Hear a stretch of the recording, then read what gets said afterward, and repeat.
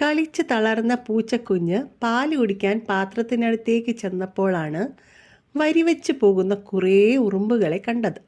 കറുത്ത നിറമുള്ള കുറേ കുഞ്ഞൻ ഉറുമ്പുകൾ. വീണ് കിടന്ന ബിസ്ക്കറ്റ് തുണ്ടുകൾ എടുത്തുകൊണ്ട് പോവുകയായിരുന്നു ഈ ഉറുമ്പുകൾ.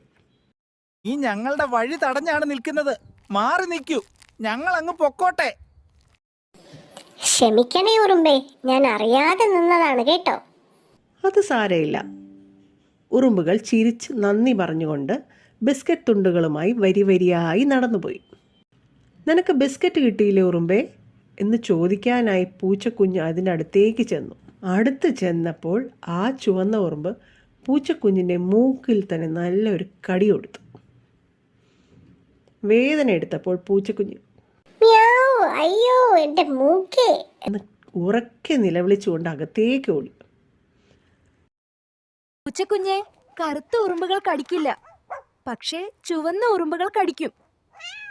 മനസ്സിലായോ?